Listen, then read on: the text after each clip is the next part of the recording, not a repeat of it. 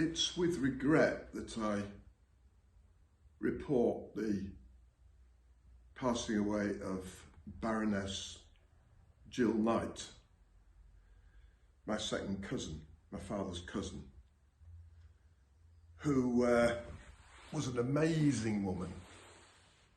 She changed the British law 8 times. I think she wrote a book about it called In the House or something similar. She was a friend of Maggie Thatcher's.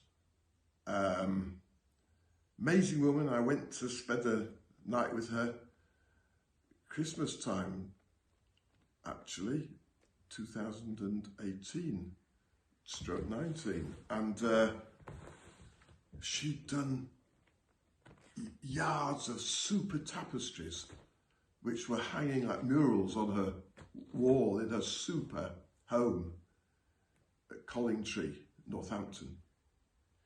She is so sprightly. She had a great smile and she loved meeting you. Her son Andrew commented how much she seemed to like me, and sadly I'd had nothing to do with her until I sought her out in 2018. Because I'd been told, I hardly knew about her when I was in the cult, but you don't know, you're not told about things that don't contribute to the glory, you might say, and aggrandizement of the cult. Reminds me a bit of Laodicea. We are rich and in need of nothing. But this is my own relative. So as soon as we met, she has she was 94 then, I think. She's now just died on she was born on 9th of July 23, so she's 98 now, so that would be right, 94. And she told me that she went out every day and swam in her outdoor unheated swimming pool. That was in summertime, of course. But I think that's pretty good for a 94-year-old and something to be emulated. She controlled her habits. She didn't indulge in drink. She had when she got married to her husband, Mr. Knight, she was a Christie.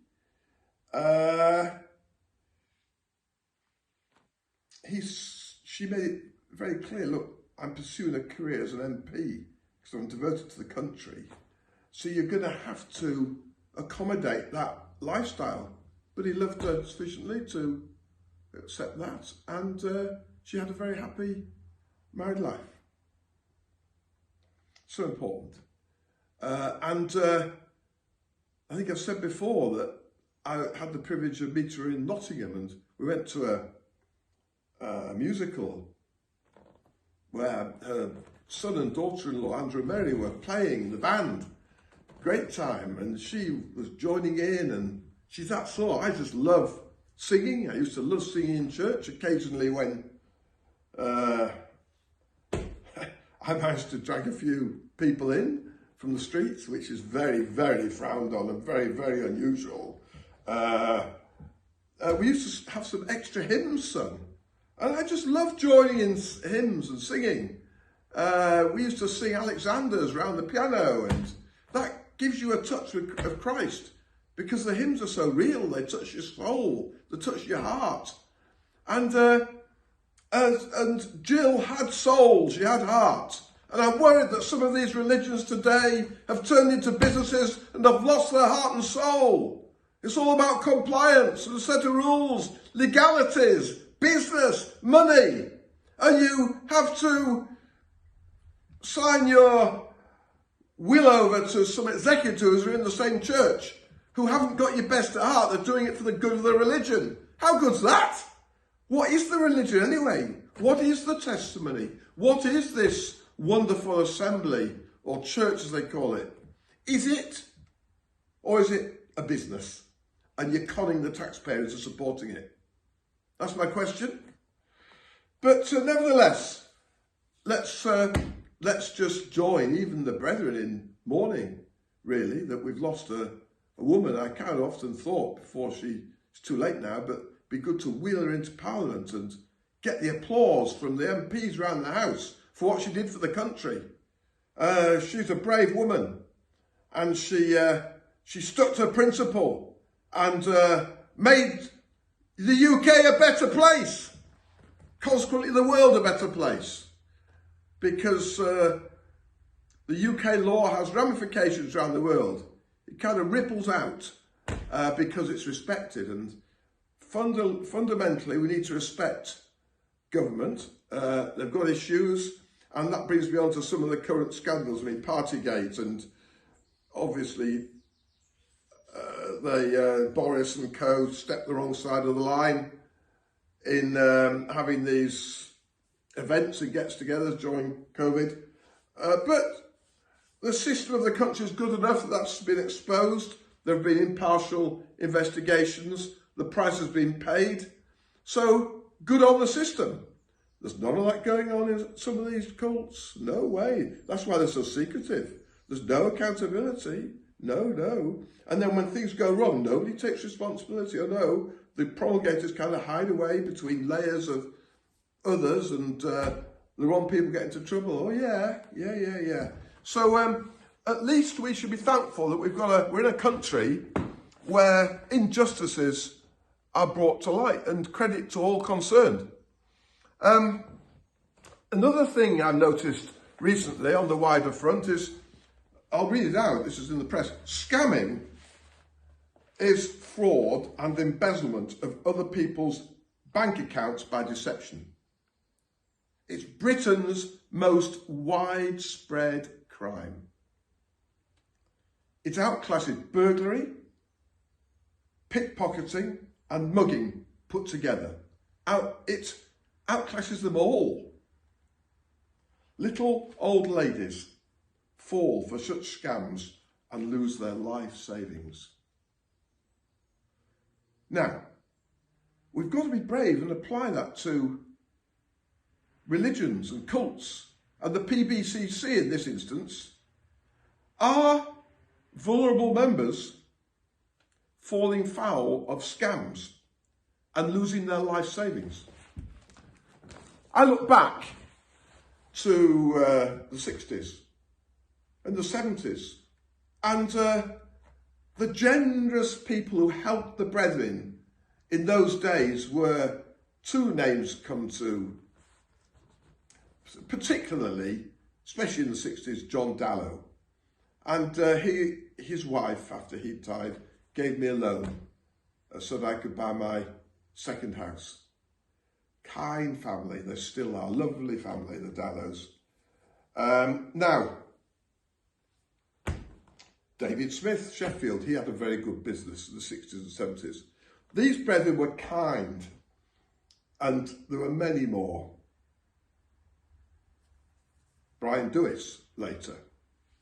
I'm not sure how he's faring at the moment, whether he's gone on, but I'm worried about his son Nick, but that's enough for now.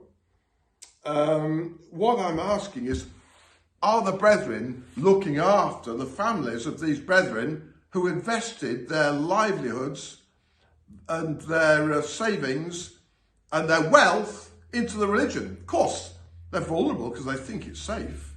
I did.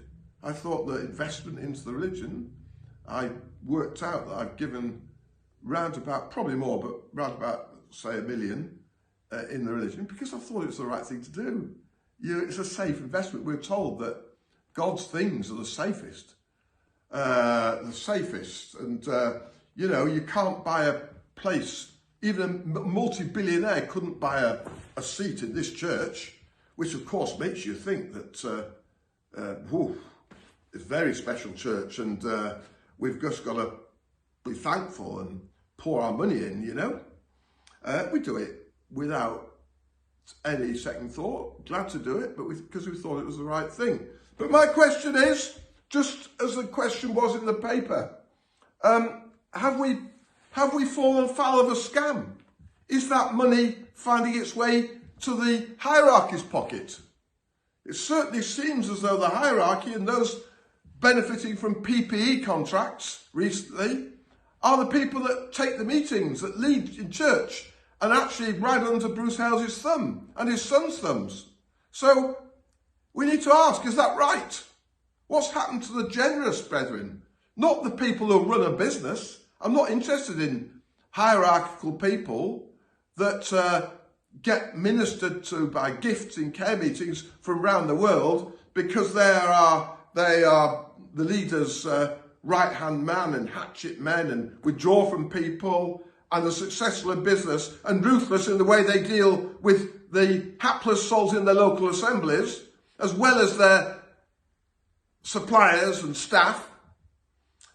No, they should not be running things in the PBCC. It should be the genuine lovers of Christ who demonstrate that they are happy. It used to grieve me, older men in the brethren died. I mean, take Philip Harding, Walter Dixon, just simple men who loved Christ, loved their Saviour.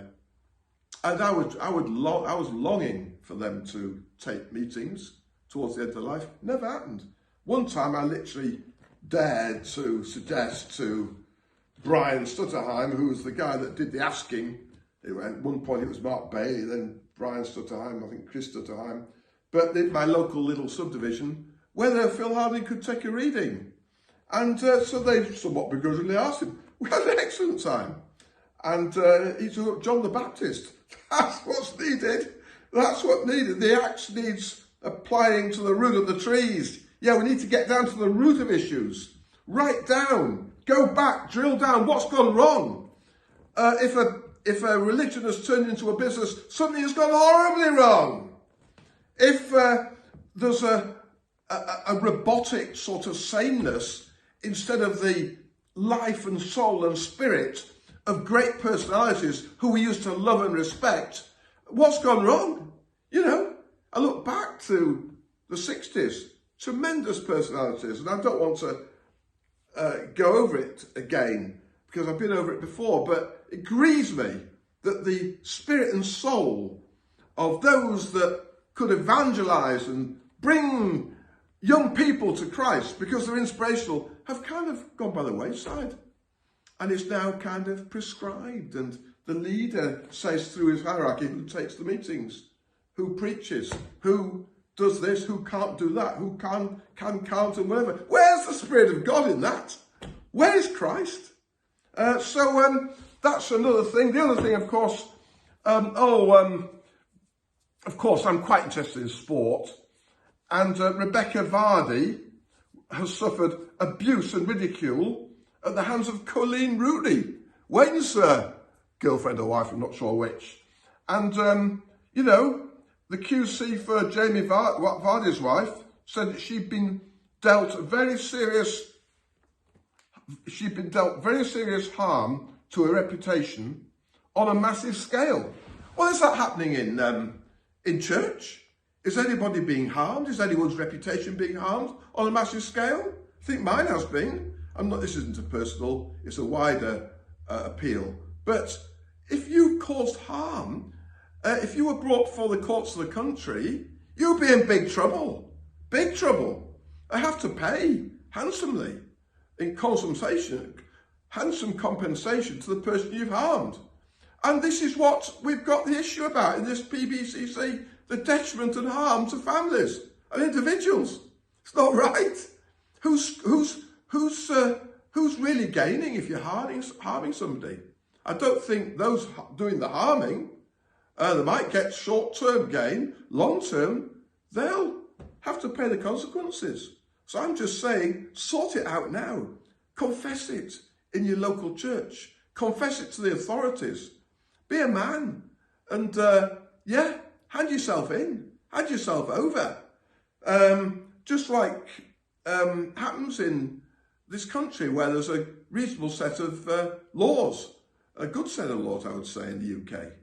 And so, of course, we've just had the cricket. We've just won 2 test matches against New Zealand. And it was great to see the new captain, Ben Stokes. And, hey, it seems to have released Joe Root has some of his responsibilities, and he's been batting well. He got 170 odd in his last Test match. But Johnny Bairstow, Yorkshire, Root and Bairstow, Yorkshiremen. Hey, we like Yorkshire. We actually call a spade a spade. We cut right down to through the crap in Yorkshire. Don't try and give us a load of bullshit. Just accept that we're straight talkers. We're hard hitters, and we just tell the truth for what it is. And if you don't like that, well, don't attack us. Just accept that we're Yorkshiremen and we don't like make believe and people that pretend to be what they're not, and people who live a lie, and people that defraud others and blackmail and do all those horrible below the line things that are not worthy of a citizen of this country, let alone Christians. So don't kid us, you're a Christian if you're doing that sort of thing.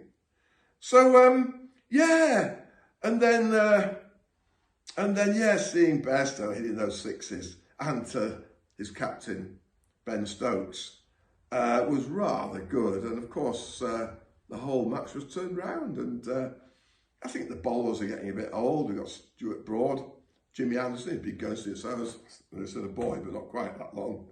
But been going for a decade at least, and probably more. I do think they need to bring a few more younger bowlers in, but Potts is doing okay. So yeah, that's that. I don't know what's happened to soccer. Hungary beating England 4-0, but I guess that's life, up and down.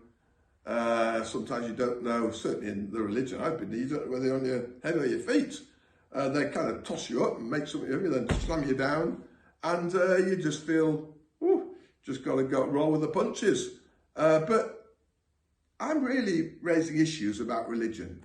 If we're not careful, if religion doesn't reform dramatically, you'll be turning people away from Christ.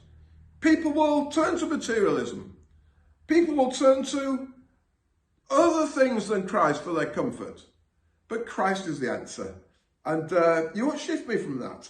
Whatever you say about me, however much you defame me, I'm hanging on to Christ through thick and thin. I'm not hanging on to a man.